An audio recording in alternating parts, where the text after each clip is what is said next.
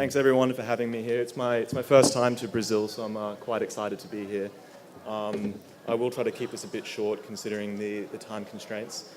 So just a bit of introduction of me and my organization. So I'm the general manager of the Medical Cannabis Council.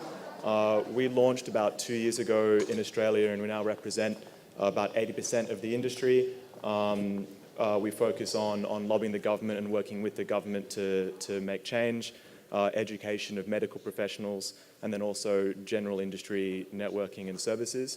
The council is now expanding into 6 new countries: New Zealand, Israel, Slovenia, Lithuania, and Zimbabwe, and Thailand, I think. I'm also the Strategic Relationships Manager for Global Cannabis Applications Corporation, or GCAC. It's a Canadian company that's focused on data. We're building a data bank on medicinal cannabis patient efficacy information, which will be used to power platforms to advise patients and doctors on what ratios and strains might be better suited to their illness or symptoms, provide data back to producers and retailers, and then help inform policymakers and regulators and government on how to progress with cannabis, considering most of the people who are making those regulations have no idea what they're doing. I've been involved in medicinal cannabis for about 2.5, 3 years, so about as long as cannabis has been available in Australia. I have a background in marine science and spent about 7 years in offshore gas after which I spent a couple of years in policy development with the Australian government. And so, yeah, I've been asked to come here to talk about medicinal cannabis in Australia, the pathways that we've gone through to make it legal, what the situation is there now, and what the challenges we're facing, and I guess what the future is going to be like for patients in the industry. So at the beginning, about 3 or 4 years ago, a young patient named Dan Haslam died after a 5-year battle with bowel cancer. In 2014, Dan and his family came to national attention with the story of his experience using medicinal cannabis to treat the symptoms of his cancer treatment, or the effects of his cancer treatment. His story struck quite a big chord with the Australian public and with the politicians, and his mum, after his death, ramped up her campaigning and launched an advocacy group, which is still very effective in Australia. And their local member of parliament picked up their fight, brought it to parliament, brought it to federal government, and a year later, our Narcotic Drugs Act was amended to allow for the legal cultivation, manufacturing, import, distribution, and to a degree, prescription of medicinal cannabis. So the legislation set up the framework and regulations for cultivation and manufacturing. Cannabis itself was rescheduled, THC at Schedule 8 and CBD at Schedule 4. I'll go into those differences a bit later. Since then, we've had about 70 to 80 companies spring up in Australia to cultivate and manufacture and service the industry, 16 being listed as public companies. But at the moment, there's only 3 that actually have roots in the ground. The regulations that have been imposed are very strict. It's only companies that can cultivate. There's no personal grow. Also, for medicinal use, there's no smoking of cannabis. It's only oils or topicals, capsules, or vapes if you can dose control it. We also have quite a few Canadian companies that are importing into Australia, like Cannamed, Bedrocan, Satifarm, CanTrust. You can't export from the USA into Australia, so it's only really Canadian and a couple European companies that have access to the Australian market. So in Australia, we have the Office of Drug Control. So according to the UN Single Convention on Narcotics, a country needs to have a department set up that just deals with the regulation of cannabis. So we set up the Office of Drug Control, or the ODC, which oversees the licensing and regulation of cultivation, manufacturing, import, and export.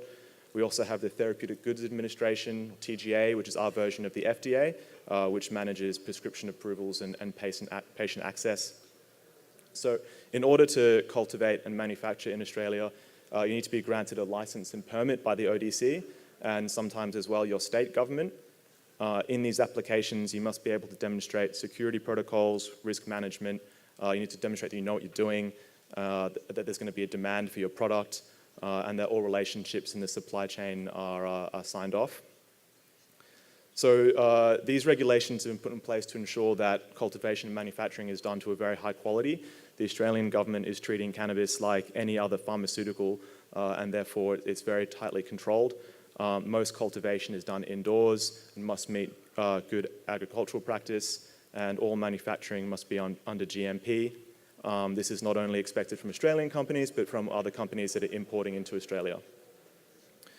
Recently, the government also allowed for export to other countries, which will allow Australia to take advantage of the global market.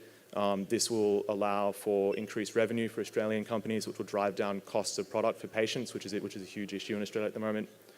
So just briefly on the global market, you're probably all quite aware of this, but so just briefly, the international market for cannabis is projected to hit 31 billion by 2021 and then 57 billion by 2027, with about a third of this being made up of medicinal cannabis. The US drives about 90% of this. It will drop to about half in 2021 when Canada liberalizes its cannabis laws, and there's an increasing number of countries around the world doing the same. And while North America will dominate the recreational market, the medical industry is and will be more spread out across the globe. Europe, with a budget of 1.3 trillion in healthcare spending, will be a huge market. This can be seen in Germany, which legalized cannabis, I think, late last year, and they have around 10,000 patients already approved for use. So they're booming in this industry, and they're treating their patients with a lot more respect than a lot of other countries are around the world. When they legalized it, I think they approved it for 61 different illnesses, which is in contrast to Australia, which was only 5. So back to Australia. So we treat medicinal cannabis like any other prescription pharmaceutical. You go to your doctor, they prescribe it, you go to your pharmacy and pick it up. No products in Australia, apart from I think Sativex, have been approved for use by the TGA. And the TGA requires similar approvals process than the FDA in the US does, being the gold standard double-blind placebo-controlled clinical trials. Many of these trials are underway in Australia. There's about $300 million worth of research being done, which is great, but as you know, these things take a lot of time, so we're going to be a good 5 or 10 years before we're seeing more products listed in Australia. As I mentioned before, THC is listed as a Schedule 8 and CBD is a Schedule 4. So Schedule 8 products have more than 2% THC and are very highly restricted. Prescription can only be made by a specialist, and the approval must be given by a state government. There's also a lot more reporting obligations and whatnot. It's up there with your Suboxones and your other strictly controlled medications. Schedule 4 is less than 2% other cannabinoids and is general prescription that can be done by a GP.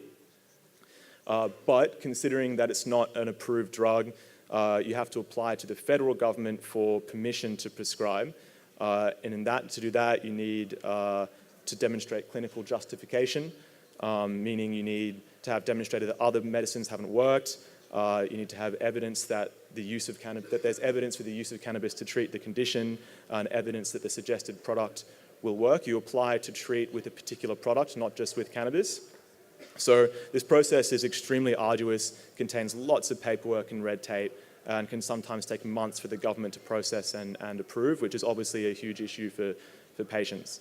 The government has been doing some research, so they spent about a year doing a literature review of research that they thought was of a good enough standard to meet their requirements, and started to release papers such as this one, giving information to patients and to give recommendations on treatment for the 5 illnesses that they approve of, which are epilepsy, chronic pain, chemo-induced nausea, vomiting, palliative care, and multiple sclerosis. However, it's been extremely difficult for patients to get access under these conditions. We've been fighting every step of the way for the past 2 years, but as I'm sure it's the same here, it's like hitting your head against a brick wall and waiting for it to fall down. So I just want to show a short clip of a news report that was done at the end of last year that demonstrates what some of these families are going through in Australia in order to get access under what we call a federally regulated system. If we can play the video. Last year, medicinal cannabis was legalised in Australia for use under strict conditions, but advocates say it's still extremely difficult to get your hands on it. Parents of children with severe epilepsy are one of the main groups affected, and many are at their wits' end, as Claire Moody reports. Medicinal cannabis was legalised for use under strict conditions by the federal government last year, but those conditions are very hard to meet. So for the Martins and many other families, nothing's changed. They're still buying their own supply on the black market. No, you've spoken to your neurologist now? Advocates report similar concerns from families around the country. We're certainly hearing from families who are currently using illicit product and they're going to their doctors and actually trying to get a prescription for a legal product. They don't want to be breaking the law. However, that's really, really difficult. I mean, there are no clinical guidelines available at the moment. When they seek approval from the government is expecting some research in terms of the efficacy of the drug that they're asking for. That research is not there yet. So the doctors aren't comfortable, the doctors aren't prescribing. Joelle Neville's another West Australian parent who's caught in a difficult position. When we started medicinal cannabis 3 years ago, Ava was on 4 anti-epileptics and still having 6 to 8 seizures a day.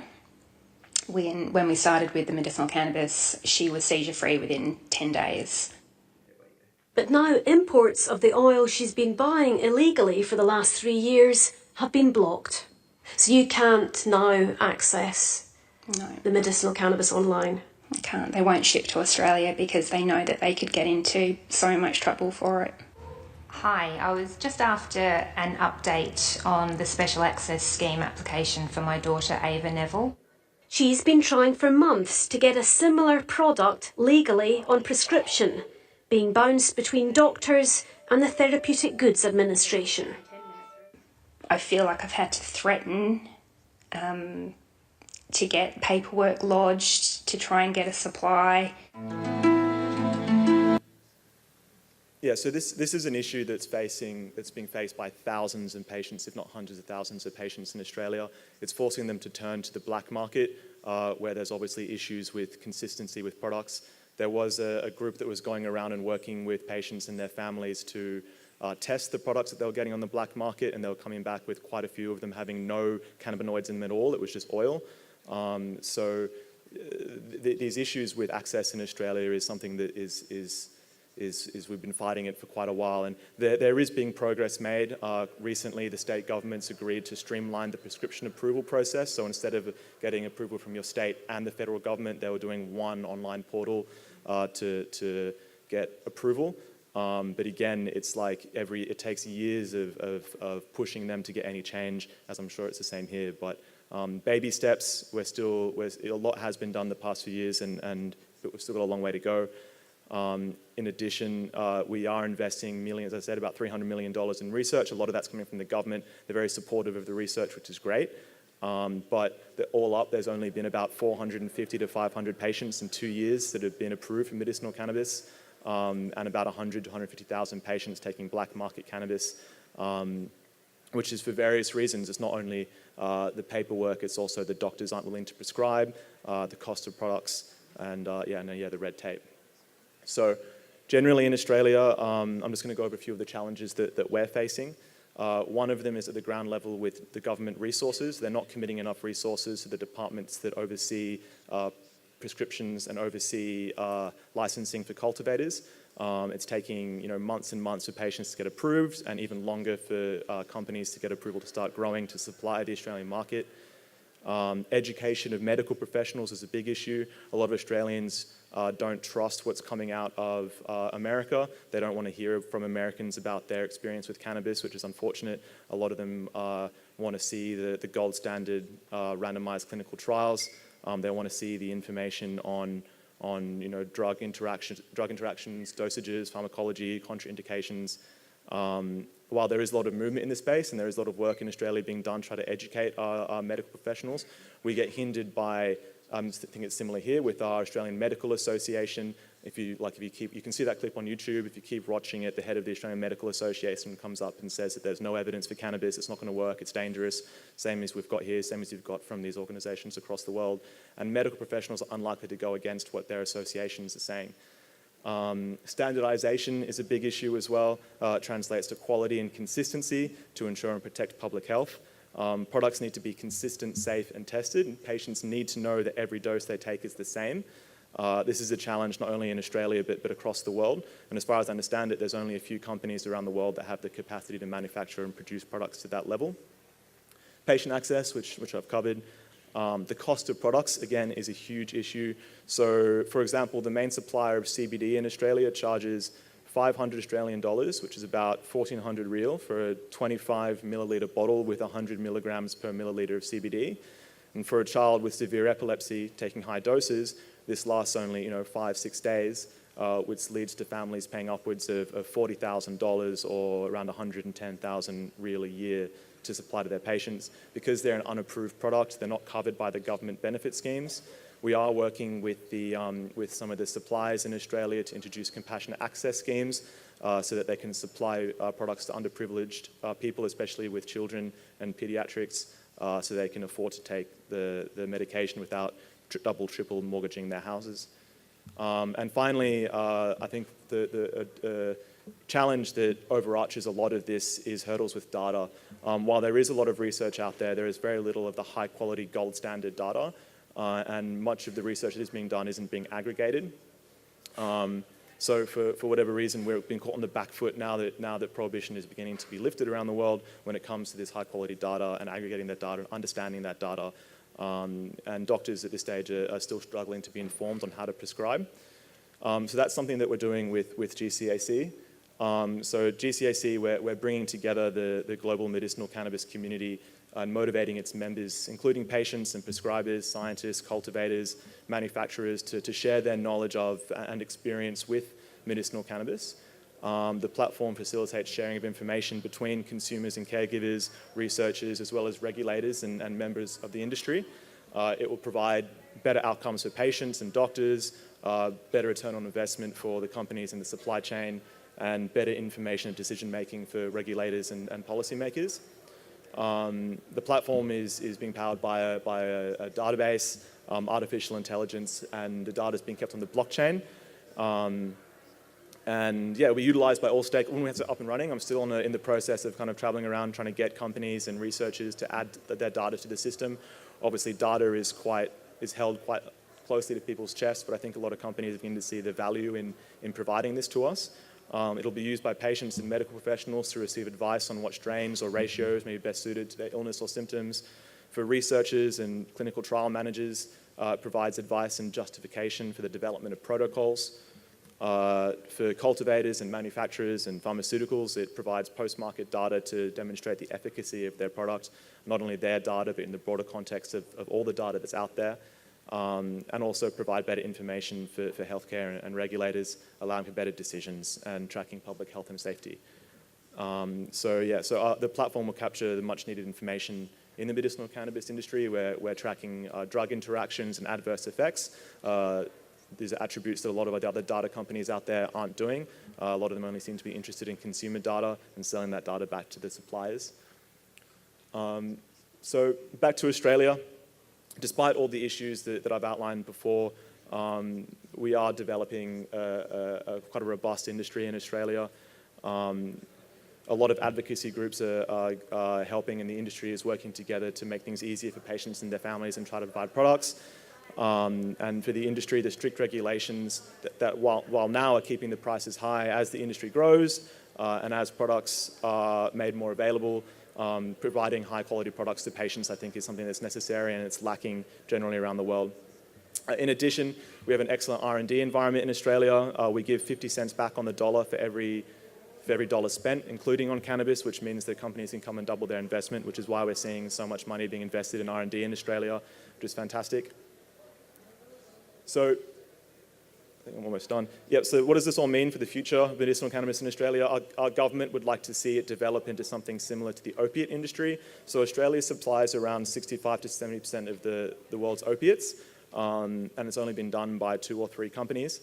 So they would like to see a handful of large companies that cultivate and manufacture in a highly controlled and regulated manner, exporting API and products to the global market. However, it's unlikely this will happen. More and more companies are springing up, offering varying products and services. Pressure is mounting from the public, from patients, from the industry, and from the international community to open up the industry and allow people to get access to this, to medicinal cannabis.